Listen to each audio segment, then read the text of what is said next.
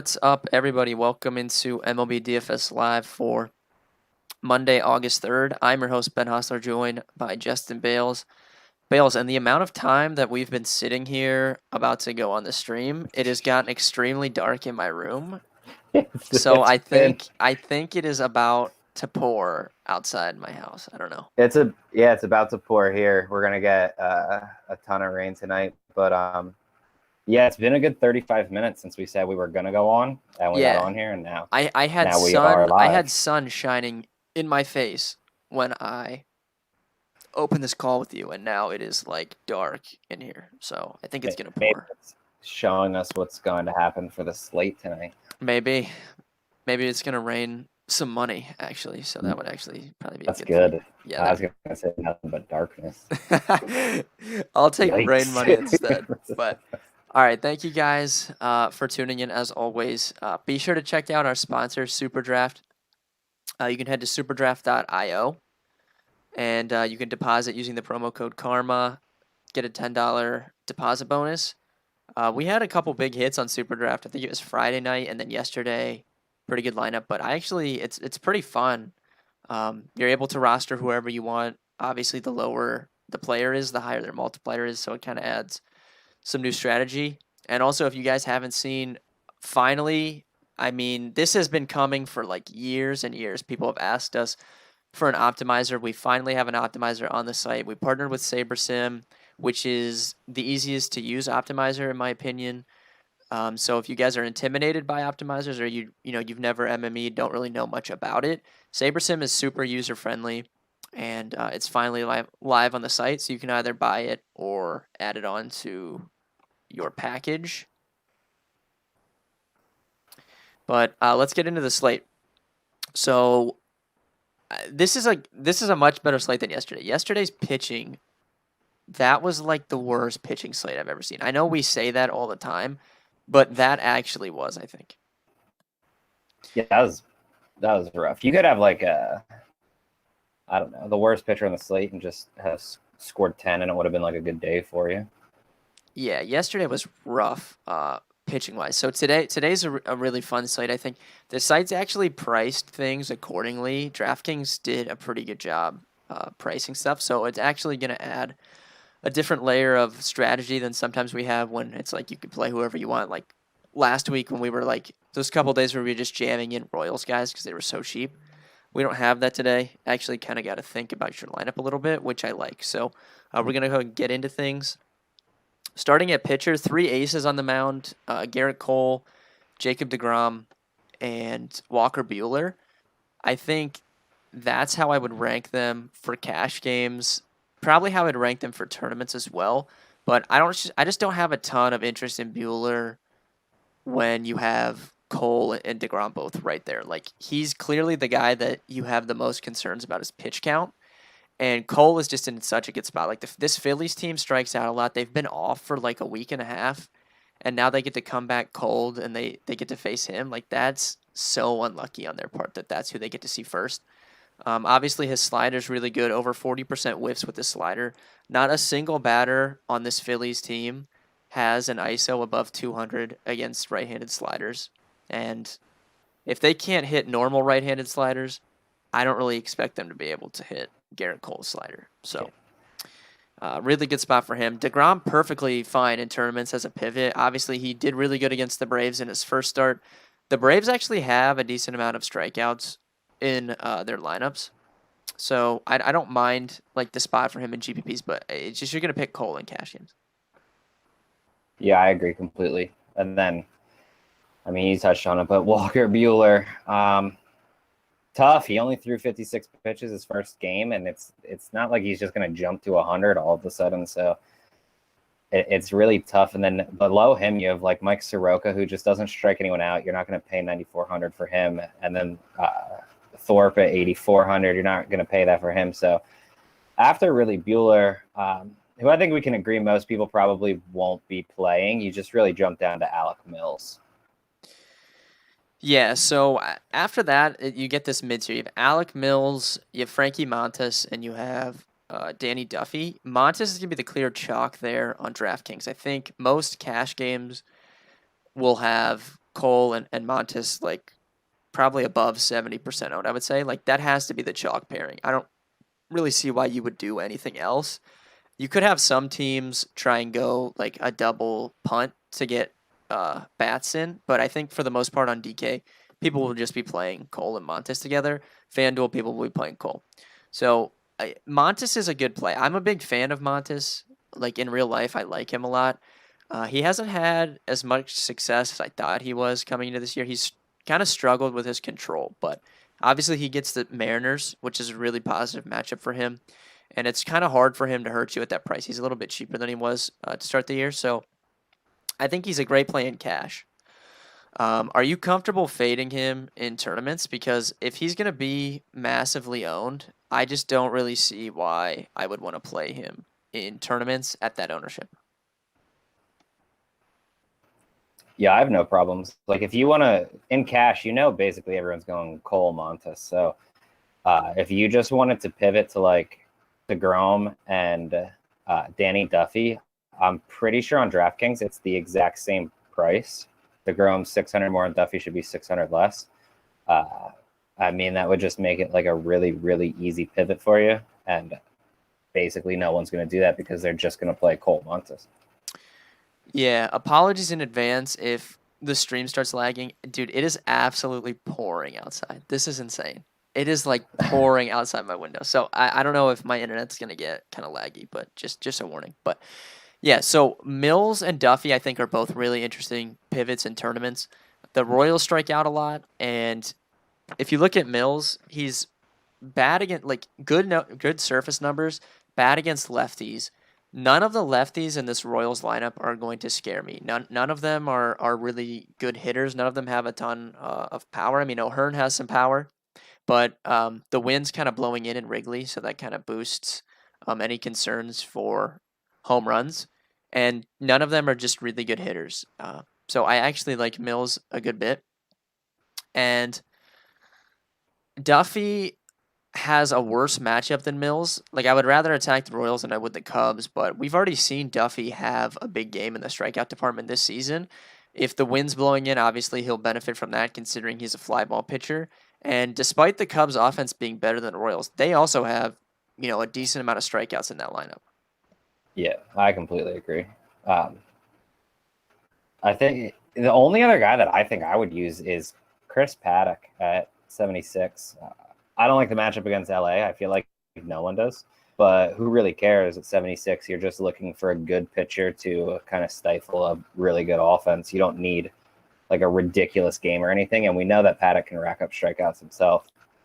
Outside of that, I mean, do you like anyone else? Like, are you going to take a shot on Sheffield or anything? I personally, I don't think I will. Tough for me to do that. But do you have any interest in someone like him?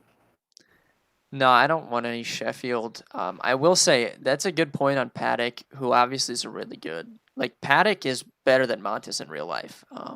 Not even close. The problem is just the matchup against the Dodgers, and he still is. He can get beat by lefties, and the Dodgers have Max Muncy, Cody Bellinger, Corey Seager if he's in the lineup. They definitely have the lefties to beat him. I will say Luke often posts ownership projections with his stuff that he posts in Discord close to lock. If we get that and like Mills and Duffy are getting double-digit ownership and Chris Paddock's getting like 5% ownership, I would be much more inclined to play Paddock then in tournaments. So I agree. He's a good tournament play. If he's gonna be just unowned, I'm completely fine playing him in GPPs because he's still in that same pricing tier. So I think that's a good point. But we shall move on to stacks. If you guys have any more questions on stacks or pitchers, just go ahead and ask in chat. Stacks, I think it's obvious is a Coors Field slate. You want to go there in cash games if possible. I do think that with how the sites price stuff, DraftKings specifically, with people playing Cole, you're not going to get the full core stack super high owned. I think it's more people are going to pick individual bats like Arenado, Story, Blackman. I think we'll have some ownership, but just pure stacking both sides of the game is going to be pretty low owned. And then you have the Twins against Holland. I think are going to be popular, and that's a really good spot. I have no issues there. Outside of those two, Yankees against Jake Arrieta's making his first start of the season. I'm not a big Jake Arrieta guy, never have been. I think he is pretty bad. He's gotten progressively worse ever since that big year that he had in Chicago, and the Yankees are just red hot, which is not really surprising given how good their offense is. But they're definitely right there. And then there's some other smaller ones, but I'll let you talk about who you like. Yeah, extra stacks. The White Sox again. I feel like we go to them every single night, but there's just so much power throughout the lineup that it just makes sense to use them. A little shocked that they're actually underdogs because I would much rather stack them than Milwaukee. Oakland makes a lot of sense against Sheffield. I know I said earlier, but it's just kind of more or less a pitcher-friendly park. But Oakland has enough bats to really get to a lefty. Besides that, I mean, if you want to take like a weird shot on like Pittsburgh, I don't think Thorpe's a great pitcher or anything. Feel free, but they're really going to use more or less a bullpen game, and Minnesota's bullpen is really good.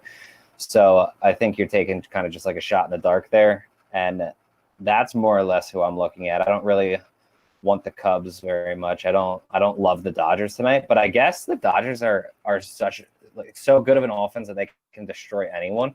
So if people are thinking absolutely not on them and you get them all super low owned, it's not really that bad of a stack. It's just not one of my top ones tonight.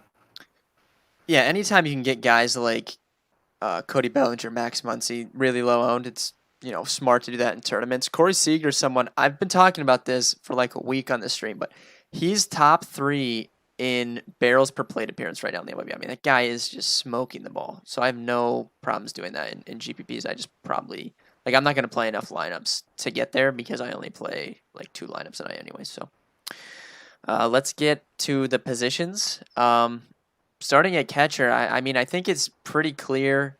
Mitch Garver, number 1, and if Manny Pena is in the lineup for the Brewers, I think you can use him for cheap, but I really just want to get to Garver if possible. Really strong splits against sinkers. Obviously, he hits lefties really well, and FanDuel he's 2,500. That's a stone lock, but DraftKings at 44. That's honestly not that bad. I mean, I'm kind of used to seeing him at that 5K tier against lefties, Yeah. so 44 is honestly like you can fit that in if you want. I was thinking the same thing. But I mean, there are a lot of really good catchers tonight. Grandal hits left-handed pitching extremely well. Contreras also hits left-handed pitching extremely well. You even have guys like James McCann is only 3,700. In cash, you're not really going to drop down to McCann over Garver because you can probably find the 700 somewhere, but he's a great tournament option. You can even use someone like Tony Walters is only 3,900. That'll get you another Coors bat. But that for me, that's more or less tournaments because it's tough to get away from Garver in cash, I think. Yeah, I agree. First base, Daniel Murphy, obviously in cash. Like it's gonna be redundant just naming all these Courts guys, but that those aren't the best plays. So I do like Daniel Murphy in cash games. You have Brandon Belt there as well. Mike Ford on FanDuel is probably gonna be pretty high owned. He's around 23. I think he's 2,300 against Arrieta. He's batting 5th for the Yankees. That's gonna be a pretty easy play there. And then Jose Abreu on DK, I think is still too cheap as well against the lefty. Yeah, Brady was the guy that I was going to really outline. If Jed Urico is hitting 4th, which he's currently projected to, he's only 3,000 and first base eligible against the lefty. So I have really no issues going there. Miguel Sano, you can go. I'm fine with that. I think that's probably more or less who I'm looking at. Like if you want Brandon Belt, we didn't mention him, but like if you just anyone basically in the Giants Colorado game can be used tonight. Yeah, so now I'm a little bit concerned. He just he hasn't been barreling the ball up, and it's kind of weird. Normally, that's what you're used to when you think of Miguel Sano. Like the strikeouts are there, but when he hits it, he's gonna hit it hard. That hasn't really been the case this year. So if people are gonna run to him because he's up in the lineup because Donaldson's banged up, I probably would be fine being underweight there. But if you're stacking the Twins, you can certainly play him. I have no problems with that. Second base, I mean, the Coors guys, Ryan McMahon I like more than someone like Wilmer Flores. Luis Arise is leading off for the Twins. What is he? Or no, he's batting second. Hitting second. Yeah, Garver's leading off. So batting second for the Twins, really cheap on both FanDuel and DraftKings. That's a good play. Chad Pinder, if he cracks the lineup for the A's, I think is fine always against the lefty. And then The other guy on DK, I think you can use Adrianza just because he actually matches up well against sinkers and he's literally free. The problem is he's batting ninth, and I mean, how honestly good is he? But he's he's Not sub good. he's sub 3K. So I won't if it helps you get another cores bet in. I am honestly like in favor of playing him in cash if you want to. I actually rode him last year on like, I'm not joking. It was a string of like almost 10 games probably where he just dominated. And Yeah, every day he was like 2,300. And it was, his numbers against sinkers are better than guys like Marwin Gonzalez and who's the Arise. He has better numbers against sinkers than both of those guys. And Jack brought up in chat Nick Madrigal. Yeah, that's another good play. I'd probably like him better on FanDuel. I think he's min priced on FanDuel, but I wrote him up in Final Thoughts yesterday.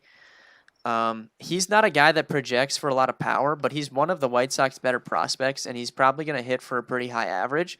They called him up for a reason, right? They wouldn't have brought him up if, like, the White Sox are really aggressive with guys, but when they bring him up, like, they just let him play.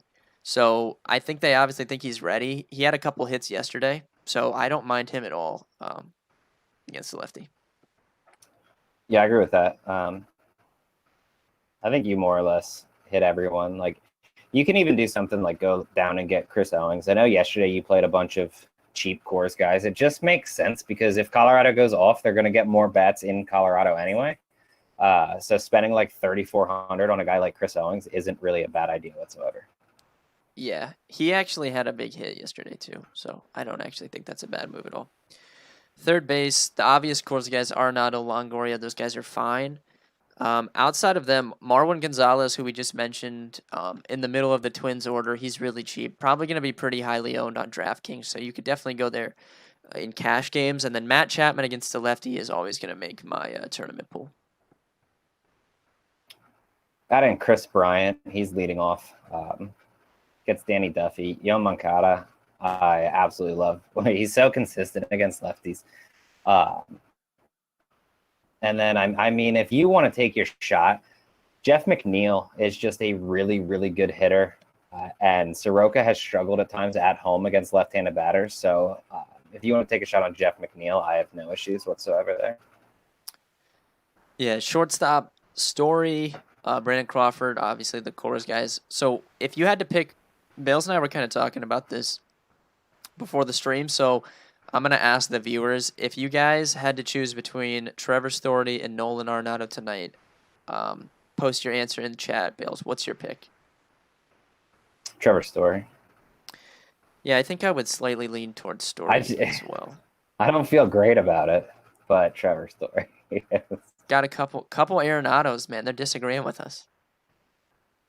Oh, no. That's never a good sign. It's not like I think Arenado's bad. Like they're about even. I think I would just take Story. Like he's just seeing the ball much better right now. I think Story is just hit another level, man. When he came up, you remember how good, like when he came up, he was all power, like nothing else. Home run or strikeout. Yeah. This dude is like 2 home runs per game, 3 strikeouts per game. Yeah, he's one of the best hitters in the National League now. I mean, this guy's a beast. Yeah. But I think I would slightly lean towards him. Outside them, Owings is also shortstop eligible, so you could use him there on DraftKings. Cole Tucker leading off for Pittsburgh. Don't mind him. Not sure about any power from him, but I don't really think you need power when he's that cheap, right? You just need to get on base, once or twice. And then Marcus Semien against the lefty can always be used. Yeah, I like that. Javi Baez against the lefty, I feel the same way. Jimenez is starting. I'm assuming Jimenez is going to start at second, moving for the Mets moving forward, and Cano is going to DH. Like, dude, what's up with Cespedes? Why are the Mets always at the center of these stories like this, dude? Honestly, the whole thing just seems weird because like he didn't even tell the team until halfway through their game, and his agent did. But like, if you're in a contract year, Bales, I'm not trying to interrupt you, but you're not going to like this. Oh, here we go. What? Okay, wait. This says for Tuesday. I'm confused now. Whoa. I got this thing that said Phillies Yankees postponed for Tuesday, but it's Monday. It's supposed to absolutely downpour here, and I only live like an hour from Philly, so it wouldn't shock me if they don't play tonight. Okay. I Okay. think the So today weather. is good though, right? No, no, no. I'm saying it's supposed to pour tonight. Oh no. But why did they postpone for tomorrow? The weather here, if you look, I think they probably got it wrong. It's not even raining here, but I do live like an hour out. It's supposed to be really, really bad though. Uh, we can quick look it up though. I'm sure it's on Twitter. I'm so confused right now. Anyway, for Cespedes, he did it mid game, and his agent sent it, but that just doesn't make any sense. Yeah, like why didn't he just say I was opting out? I don't understand. Yeah, no, No, I don't this is know. looking No, like it's for tomorrow, not today. why would they postpone tomorrow? I don't know. Someone said that the hurricane's coming. It is, but not. It's not even supposed to rain tomorrow. Okay, now Garrett says Oh suspended yeah, it tonight. It is. looks like everything I'm seeing is tomorrow and not today. They just changed the weather. First off, the weather for here is 6 p.m. thunderstorms, and I'll tell you when it stops. But it's 40%, 60, 80, 60, 80, 70, 60, 70, 70, 80, 90, 100, 100, 100, 100, 90, 100, 100, 100, 100, 100, 100, 80, 70. And that's till 4 p.m. tomorrow. So it's not supposed to stop raining Okay. for All right. almost So we're good for 24 today. hours. Okay. That would have been crazy if it was today because I don't think they finish it, though. Honestly, dude, I think that it's going to get. I actually wish that was today because then I could just spend down at both pitchers in cash and play every bat that I want. I actually wish that was today. But I'm not. I think it might get something happen today. But did you notice the first day when they canceled the Yankees Nationals game? Garrett Cole got a complete game. yeah, and then Trevor Bauer got a complete game yesterday because he played they were in the seven inning doubleheader for game 2. Yeah. So if it gets rained out, dude, Garrett Cole might get like bonus points for a complete header as long as he's still throwing. Yeah. All right. So we'll get back on track here. Where are we at? Shortstop? I think we just I finished think I short. finished. Okay. So finishing up with outfield. Look, the Coors guys are the best plays here. You want to get these guys in. Blackman and Dahl are my favorites, but man, Bales and I were breaking down Matt Kemp before we got on this. Before we got on this stream, I'm gonna read these numbers off for you guys watching this.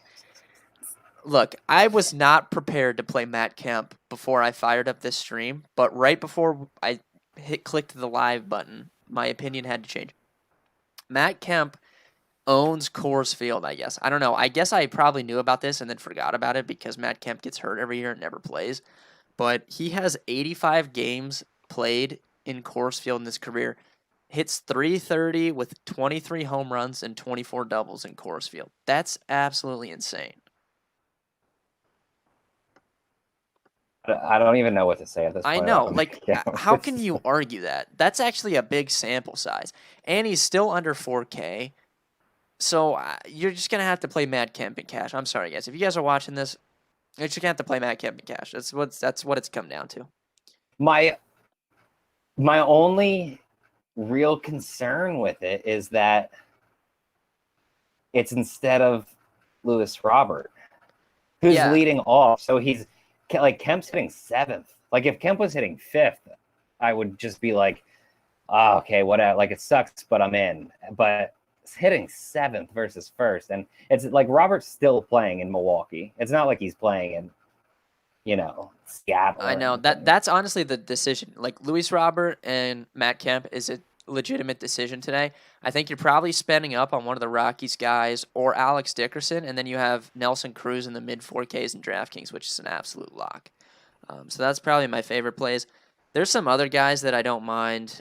Aaron Hicks on FanDuel specifically is really cheap, so you could play him there. Judge, I can't play in cash over these Coors guys, but dude, this guy is unreal. Why does anybody throw him anything that's not a breaking ball? I would never throw this man a fastball, literally ever. I don't care. I would rather walk him. I would throw him a slider every single pitch, and if I didn't know a slider, I would just try to throw one every single pitch. Yeah, I would never throw this guy anything other than breaking ball. This guy's unbelievable. But I just don't think I'd be able to get him in cash today. But he's perfectly fine. Do you have anybody else that you're interested in here? Yeah, I mean, Aaron Hicks is only 4,400, and that just kind of goes with the Yankees. And I mean, it's like kind of like a leverage play because I can't imagine anyone plays him. But Mike Yastrzemski is 5,900 and obviously has a ton of upside in cores. I just can't imagine anyone paying almost 6,000 for Mike Yastrzemski. So that could be a bet that you want to attack in tournaments for cores. Yeah. So who would you pick between him and Dickerson? Like I have to pick Dickerson there, right? Oh, I go Dickerson. Yeah, I posted in Discord earlier that gotta go Dickerson. Yeah, Dickerson on FanDuel's 3,200, I think. Really good play there. Oh, that's ridiculous. Trent Grisham's only 4,200, and I know he gets Walker Buehler, but even if he walks, he could just steal, and that's 7 already. Plus, we know that he has a ton of power. So, like Grisham has been one of like the hottest fantasy players in the MLB so far this season. Yep, that about does it for the positions. Thank you guys very much for tuning in. As always, before we head out, Bales, give me your home run call for tonight. Should I just go with Matt Kemp or? Dude, how do you not pick Matt Kemp, man? Those numbers are nuts, dude. I'll go Yasmani Grandal. All right, since you took a catcher, I'll take Mitch Garver then. We'll just have battle of the catchers. Only one man can win. I guess they technically both could hit home runs, but in my world, well, then we'll just get one of us can win. So whoever hits a home run first, that's the winner. Plus whoever hits more.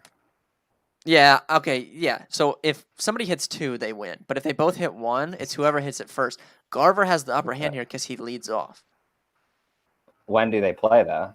Do they play at the same time? I think both those games are 8. So Garver can just hit a leadoff bomb and then I win. Yeah, but this is where you messed up, my friend. Mitch Garver plays for the home team, and Grandal plays for the away team. Oh, no. All I need is one person to get on, and Grandal's up before Garver. All right. Well, thank you guys for watching. Be sure to check out all of our free content, dfskarma.com. Obviously, all of our articles are free. You can pick up a premium membership, get in our Discord. Anthony and I have been on absolute fire on FanDuel. I'm telling you guys, it's worth it to try us out. You can try us out $5 a day. You can pick up a week. I'm pretty confident that we can win you your money back, and the week will essentially be free. I'm very confident in our abilities. So if you guys want to give it a try, head over to the website and pick one of those up, and obviously check out the new optimizer as well. We'll see you guys tomorrow.